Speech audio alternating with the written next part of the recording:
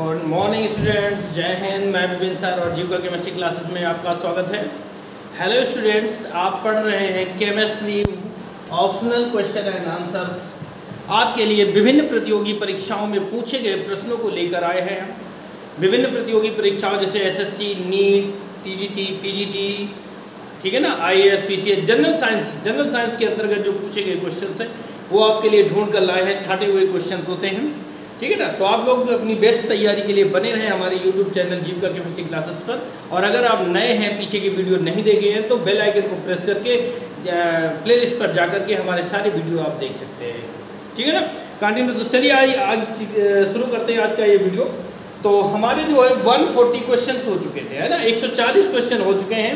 आज जो हम शुरू करने हैं वो हमारा है क्वेश्चन नंबर 141, ठीक है ना। क्वेश्चन नंबर हमारा 141 हमें शुरू करना है, ठीक है। आइए,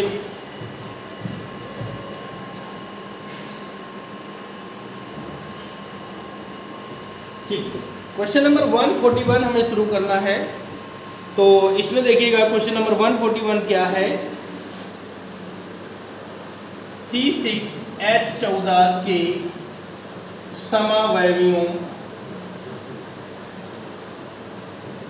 की संख्या है, ठीक है ना। C6H14 के समावयवियों की संख्या है। इसमें ऑप्शन दे रहे हैं A बराबर 4, B बराबर 5, C बराबर है आपका 6 और D बराबर दे रहे हैं 7, ठीक है ना, 7। ये ABCD ऑप्शन दिए गए हैं। इसमें पूछ रहा है C6H14 के समावयवियों की संख्या क्या होगी। तो आइए सॉल्व करते हैं। इसका पहला समावयवी क्या बनता है, CH3, CH2, CH2, CH2, CH2, CH3। इसका नाम होगा N-हेक्सेन, ठीक है ना। सीधी श्रृंखला में मिल रहा है, कोई एक चीज़ कोई लिंक रोड नहीं है, कोई साइड से जुड़ी नहीं है, तो ये हमारा हो जाएगा N-हेक्सेन, ठीक है ना। नंबर 2 पर इसका समावयवी बनाते हैं CH3CH, यहाँ पर एक CH3 जोड़ दिया, CH2, CH2, CH3, ठीक है ना। अब इसकी गिनती करें तो ये बन जाएगा 2-मेथिल पेंटेन, 2-मेथिल पेंटेन हो जाएगा, ठीक है ना।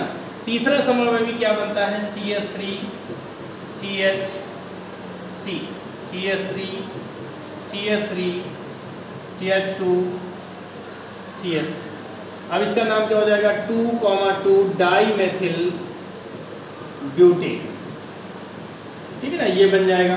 अगर हम इसकी तीसरे की बात करें, यानी चौथे समावयवी की बात करें, तो ये बनेगा CH3, CH2, CH, CH2, CH3, CH3, यानी कि ये बन जाएगा 3-मेथिल पेंटेन, 3-मेथिल पेंटेन, ठीक है ना। और पांचवा है आपका, एक और बनेगा CH3, CH, CH, CH3, CH3 और CH3।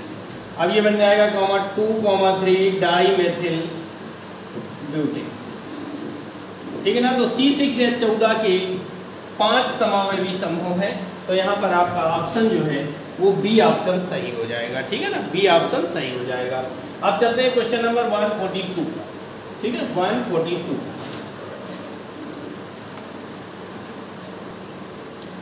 चलिए आइए देखते हैं क्वेश्चन नंबर 142 कह रहा है आइसोपेंटेन में कितने द्वितीयक कार्बन परमाणु हैं। आइसोपेंटेन में कितने द्वितीयक कार्बन परमाणु हैं, ठीक है ना। तो देखिए आइसोपेंटेन का सबसे पहले तो हम 142 को सॉल्व कर रहे हैं, जिसको 142 को क्रमशः सॉल्व करेंगे। आइसोपेंटेन का जो संरचना सूत्र होगा वो ये होगा CH3, CH, CH3, CH2, CH3, ठीक है ना। ऐसी कंडीशन हो जाती है, ये हमारा है आइसोपेंटेन, ठीक है ना। क्या है, आइसोपेंटेन। और कार्बन परमाणु प्राथमिक और द्वितीयक की बात करें तो जब सिंगल बॉन्ड CH3 ऐसा जुड़ा हो तो ये 1 डिग्री यानी कि प्राथमिक कार्बन परमाणु होता है, CH2 और CH3, ठीक है ना। ऐसी कंडीशन हो तो फिर आपका ये 2 डिग्री हो जाएगा। और CH, CH3 ऐसी कंडीशन होती है तो 3 डिग्री कार्बन हो जाता है, यानी प्राथमिक, द्वितीयक और तृतीयक। इस आधार पर अगर हम छाटें तो इसमें कौन सा कार्बन, कितने कार्बन, कह रहा है आइसोपेंटेन में कितने द्वितीयक कार्बन परमाणु हैं, तो द्वितीयक आपका मात्र ये वाला बनता है यानी एक कार्बन परमाणु है, कितने हैं? एक। तो आपका ऑप्शन ए सही हो जाएगा, ठीक है ना, ए ऑप्शन सही होगा आपका। ओके, अब चलते हैं क्वेश्चन नंबर अगले पर। 143, 2 मेथिल प्रोपेन में कितने कार्बन परमाणु? 2 मेथिल प्रोपेन, ये बनेगा, संरचना सूत्र क्या होगा? CH3CH CH3, ठीक है ना, ये हमारा बनता है सूत्र। 2 मेथिल प्रोपेन है, इसके आधार पर कह रहा में कितने कार्बन परमाणु sp3 संकरित हैं? ऐसे कितने कार्बन परमाणु हैं जिनमें sp3 संकरण पाया जाता है? तो देखिए, एक, इसको अगर खोलेंगे तो ऐसी रचना होगी, है ना, इन सबकी संरचना एक ही होगी, इसको खोल दें तो ऐसा बन जाएगा, यानी सबकी संरचना एक जैसी है। चारों में 4 सिग्मा बॉन्ड बनते हैं, ठीक है ना, लोन पेयर इलेक्ट्रॉन है नहीं, 0 है, कोऑर्डिनेट बॉन्ड है नहीं, 0, टोटल मान 4, यानी कि चारों में sp3 संकरण पाया जाता है, ठीक है ना, 4 में। तो ये आपका डी ऑप्शन सही हो जाएगा। 4 कार्बन परमाणु ऐसे हैं जिनमें sp3 संकरण पाया जाता है, ठीक है ना। हाँ जी, नेक्स्ट क्वेश्चन है आपका 144, कह रहा C2H5 MgBr की D2O से अभिक्रिया कराने पर बनता है C2H5 MgBr। देखिए C2H5 MgBr की, तो ये ग्रिगनार्ड अभिकर्मक है, ग्रिगनार्ड अभिकर्मक है Br, ठीक है ना, इसकी क्रिया किससे करवानी है? D2O से, ठीक है ना, किससे करवानी है? D2O से क्रिया करवाते हैं।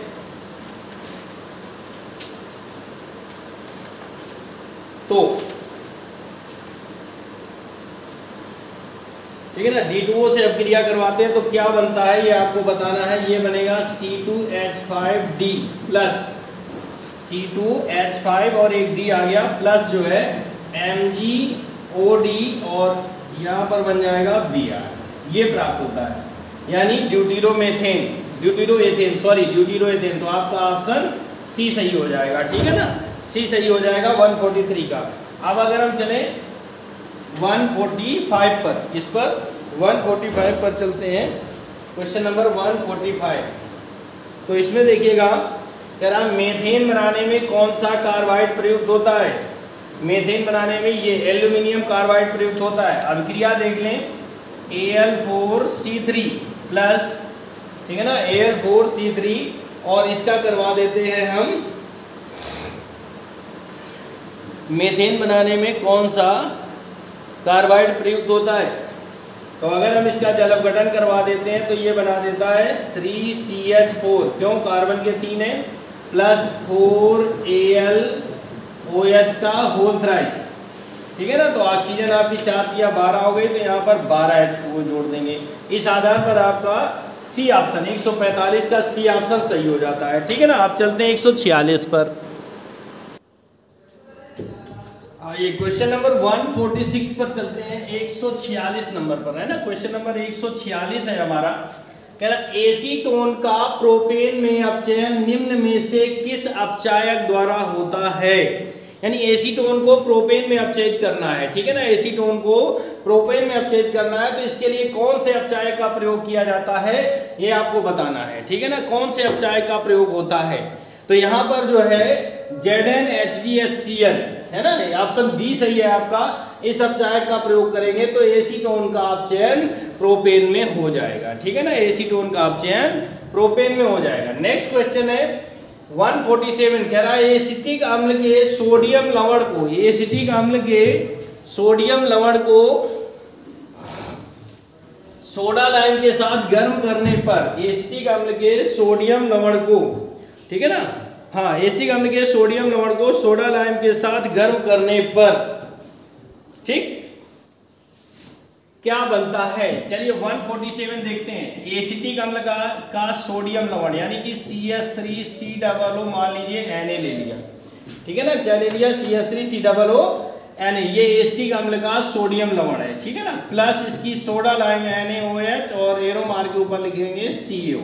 सोडा लाइम के साथ अपक्रिया कराते हैं तो कह रहा है गर्म करने पर बनता है, ये CH4 बन जाएगा प्लस Na2CO3 हो जाएगा, यानी मेथेन बनता है। क्या बनता है भैया?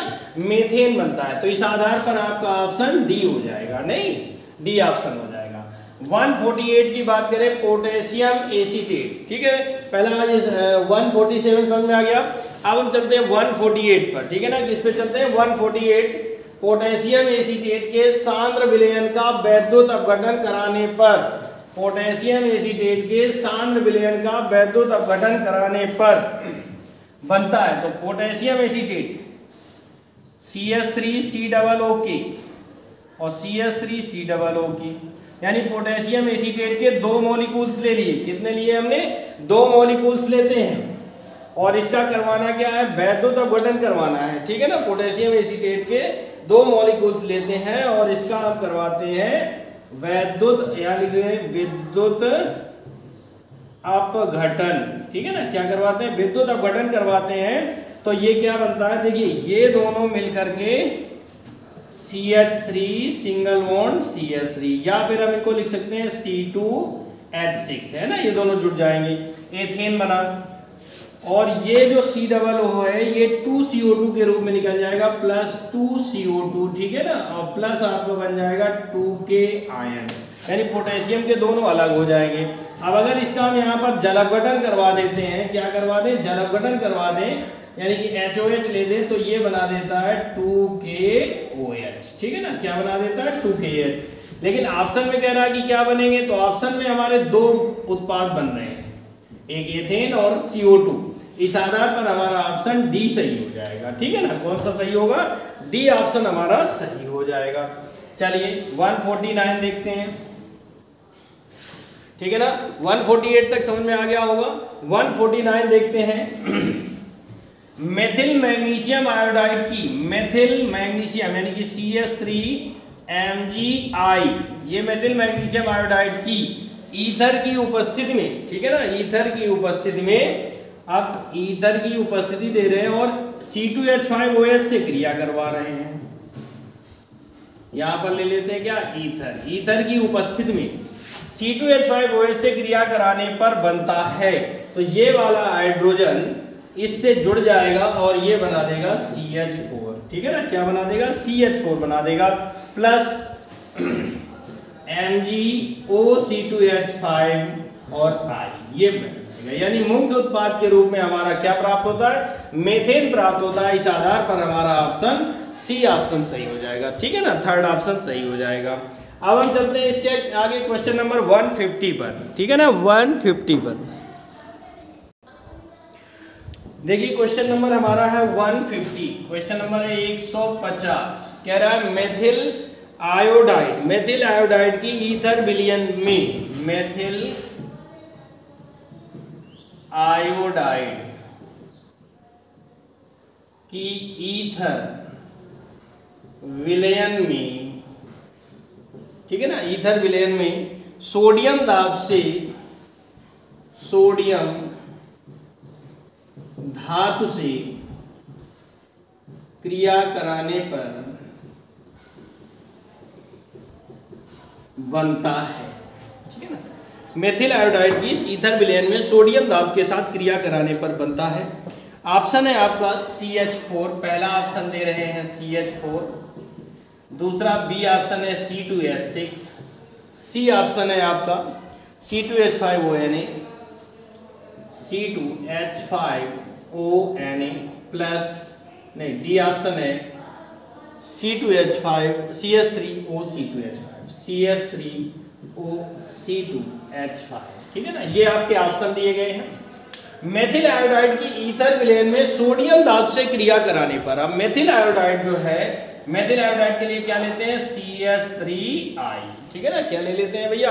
CH3I ले लेते हैं। अभी हमारा CH3I हो गया, इसकी क्रिया हम सोडियम धातु से कराते हैं, तो अकेले नहीं होगा, इसकी क्रिया 2 बार में होगी, 2 मॉलिक्यूल्स लेने होंगे CH3I के, तो एरो मार्क बनेगा। अब जब एरो मार्क करते हैं तो देखिए क्या निकलता है, इतना भाग निकल जाता है, ठीक है ना। ये इतना भाग निकल जाता है, क्या बना? 2NaI। बैलेंस करने के लिए यहाँ पर 2 लगा देते हैं, क्या बचा है? CH3 सिंगल बॉन्ड CH3, यानी कि C2H6 अर्थात एथेन बनता है। और इस आधार पर आपका बी ऑप्शन सही हो जाएगा, ठीक है ना। बी ऑप्शन सही हो जाएगा। नेक्स्ट क्वेश्चन है 151, सावत्ते सेंडेरसन, सावत्ते सेंडेरसन, सेंडेरेंस अपचयन किस अपचायक द्वारा कराया जाता है? अपचयन किस अपचायक द्वारा कराया जाता है?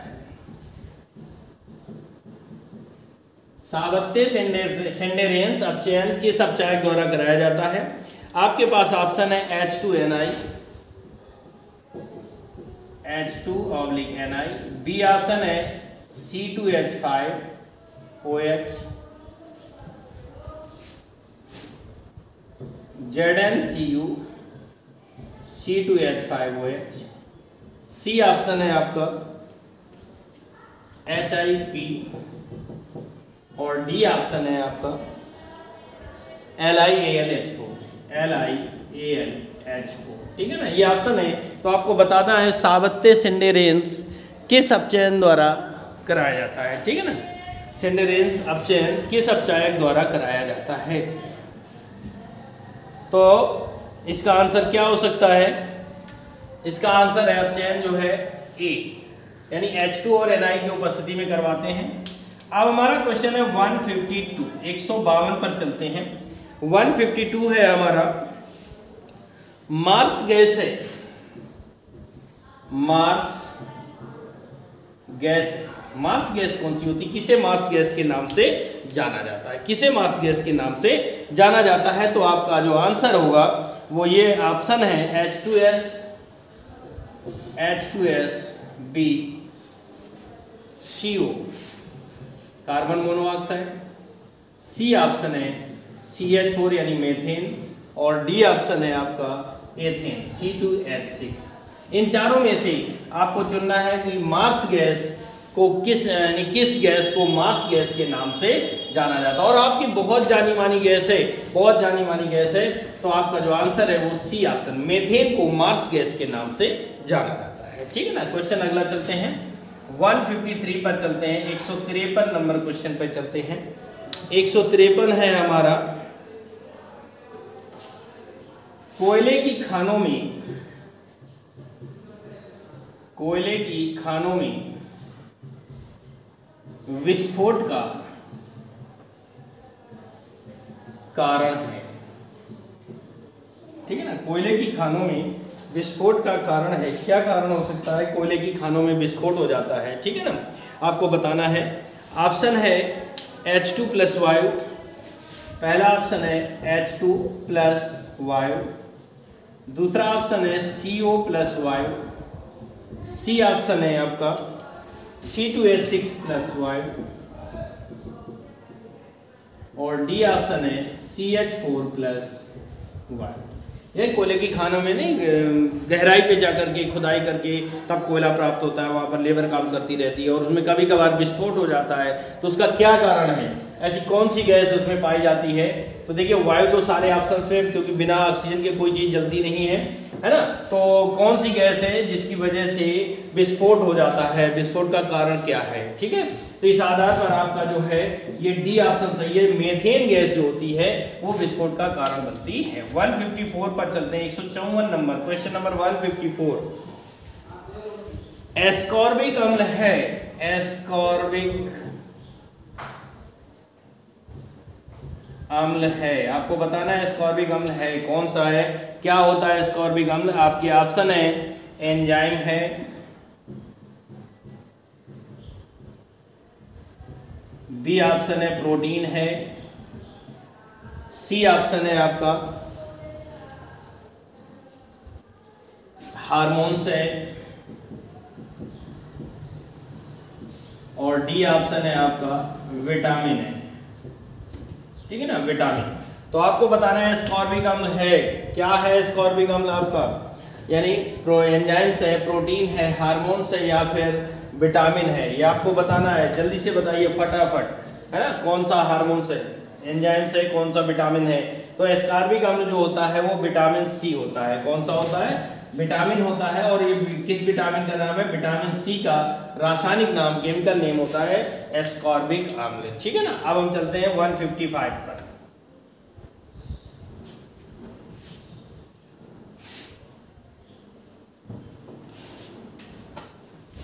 क्वेश्चन नंबर है 155। 155 पर क्या कहता है? आयोडीन की कमी से बीमारी होती है। आयोडीन की कमी से बीमारी होती है। ठीक है ना। ये तो बहुत अच्छे क्वेश्चंस हैं, यानी कि ये आपका आता है क्लास 12 के चैप्टर नंबर 14 से क्वेश्चन है ये, कि आयोडीन की कमी से कौन सा रोग हो जाता है। तो आपको बताना है, आपके ऑप्शन शुरू होते हैं ये। पहला है बेरी, दूसरा ऑप्शन है रतौंधी, ठीक है। तीसरा सी ऑप्शन है आपका स्कर्वी, और डी ऑप्शन है घेंगा। इसको ना इंग्लिश में ग्वाइटर भी बोलते हैं, इंग्लिश में ग्वाइटर भी बोलते हैं। ठीक है।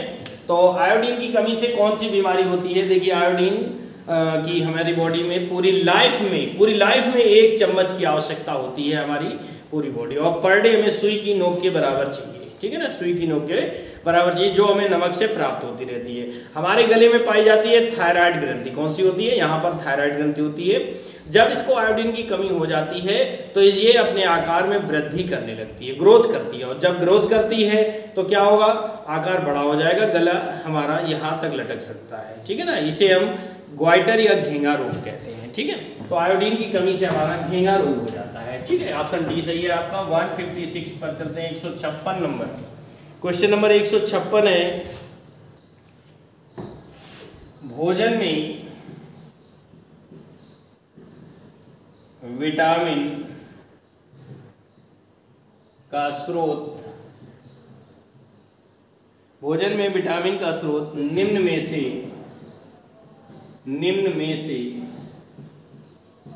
किसमें, यानी किस, अभी हम ऑप्शन दे रहे हैं, आपको बताना है किससे हमें विटामिन प्राप्त होता है। ऑप्शन ए टमाटर, बी ऑप्शन पत्ता गोभी,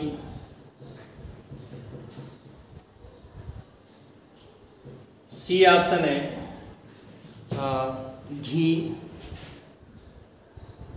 और डी ऑप्शन है हमारा चावल। ठीक है, चावल। तो भोजन में विटामिन का स्रोत निम्न में से किसमें है, किससे हमें विटामिन प्राप्त होता है? आपको बताना है टमाटर से, पत्ता गोभी से, घी से, चावल से। तो देखिए, आपको बता दें कि टमाटर से विटामिन प्राप्त होता है, वो भी कौन सा? विटामिन सी प्राप्त होता है टमाटर से। टमाटर या अन्य कोई भी खट्टे फल जो होते हैं, इन सबसे विटामिन सी प्राप्त होता है। ठीक है ना। नेक्स्ट क्वेश्चन है 157, विटामिन सी की कमी से होने वाले रोग का नाम है। ठीक है ना। विटामिन सी की कमी से होने वाला रोग है, कौन सा रोग है जो विटामिन सी की कमी से होता है? ऑप्शन है आपके बेरी, बी ऑप्शन है रतौंधी, सी ऑप्शन है टीवी, और डी ऑप्शन है स्कर्वी। ठीक है ना। तो आपको बताना है विटामिन सी की कमी से कौन सा रोग होता है, विटामिन सी की कमी से होने वाले रोग का नाम आपको बताना है। इस आधार पर जो है आपका स्कर्वी रोग होता है, विटामिन सी की कमी से स्कर्वी रोग हो जाता है। 158 पर चलते हैं। 158, क्वेश्चन नंबर 158,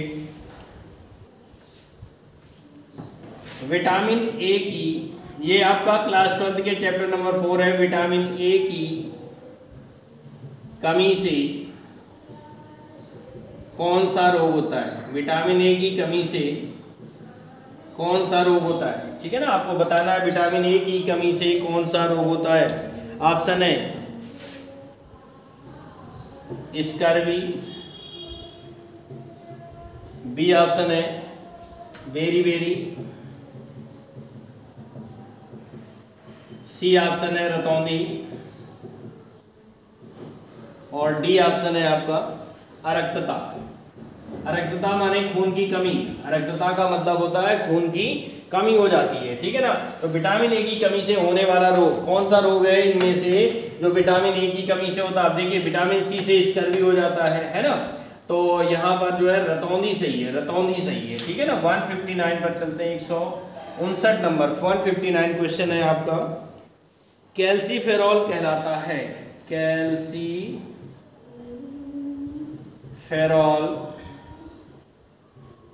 कहलाता है, ठीक है ना। कैल्सीफेरॉल कहलाता है, क्या कहलाता है कैल्सीफेरॉल? ऑप्शन है विटामिन ए, बी ऑप्शन है विटामिन बी, सी ऑप्शन है विटामिन सी, और डी ऑप्शन है विटामिन डी। कैल्सीफेरॉल किस विटामिन का रासायनिक नाम है ये आपको बताना है। कैल्सीफेरॉल किस विटामिन का रासायनिक नाम है ये आपको बताना है। तो चलिए जल्दी से बताइए कि कैल्सीफेरॉल क्या कहलाता है? Vitamin A, vitamin B, vitamin C या फिर विटामिन डी? तो आपका ऑप्शन है विटामिन डी कहलाता है, ठीक है ना। और क्वेश्चन नंबर 160 चलते हैं, 160 पर 160 पर चलते हैं। 160 है हमारा, निम्न में से कौन सा विटामिन,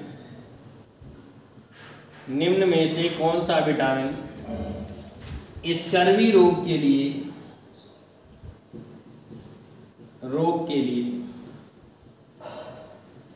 उत्तरदायी है? कौन सा विटामिन ऐसा है जो स्कर्वी रोग के लिए उत्तरदायी है, अर्थात किसकी कमी से होता है? तो ऑप्शन है ए, सी ऑप्शन है बी, और डी ऑप्शन है के। यानी विटामिन ए, सी, बी या के में से किस विटामिन की कमी से स्कर्वी रोग होता है? तो आपका ऑप्शन बी सही होता है। 160 का बी आंसर सही है, ठीक है ना, 160 का बी।